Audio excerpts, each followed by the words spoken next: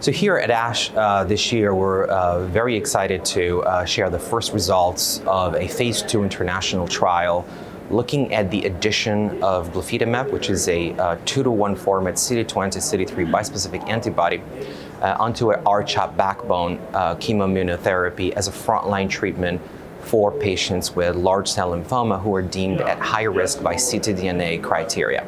So I think in the modern era, prognostication of patients with newly diagnosed large B-cell lymphoma is still not satisfying, certainly not easy. Beyond the use of the International Prognostic Index score, there aren't really validated tools to predict outcomes for these patients, and we don't really know who is going to be not well served by frontline chemoimmunotherapy, which does remain a curative approach in 2/3 of the patients.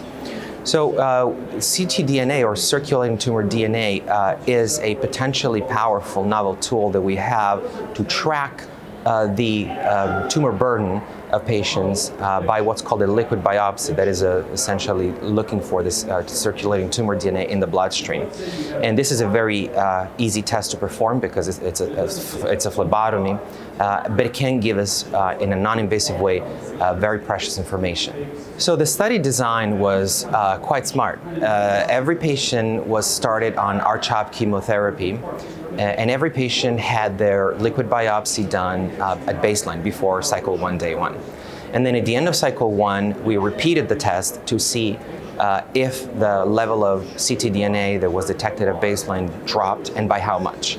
For those patients whose level dropped by more than 2 logs, which is more than 100-fold, those patients would get started on Glofitamab plus R-CHOP as of cycle 3. And so Glofitamab was added to R-CHOP for cycles 3, 4, 5, and 6, and then continued as a single agent for cycles 7 through 10. So in total, we screened 144 patients. And of these, 115 were able to have a baseline ctDNA detected. And among these, 29 patients were deemed to have high-risk disease by ctDNA criteria because their ctDNA was observable after 1 cycle of R-CHOP chemotherapy. So our study population was comprised of 29 patients. So in terms of safety, we didn't really observe any new safety signals compared to previously reported experiences with Glofitamab R-CHOP. That was also going to be updated at this year's ASH by Dr. Max Top. And in particular, we were very pleased to see that the incidence and the severity of CRS, or cytokine release syndrome, was quite low, lower than what you would see with single-agent Glofitamab. So overall, 21% of patients had a CRS. That is 6 patients in our 29-patient cohort, and only 1 patient had a grade 2 event. Other adverse events were really not surprising, or nothing that we haven't seen with our CHOP chemotherapy, that is gastrointestinal adverse events, neuropathy, neutropenia, nothing out of the ordinary, so to speak.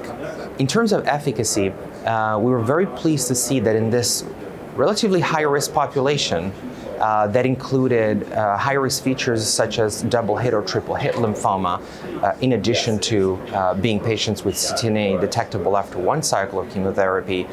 We saw a complete metabolic response rate of 85%, which compares favorably with what we saw, for example, in the Polarix data set of patients who did not clear their ctDNA. Their response rates were less than 70%. So we're very hopeful that this risk-adapted approach with the addition of Glofitamab to R-CHOP in high-risk ctDNA high-risk patients can really be a game changer for this particular subset at high risk of treatment failure.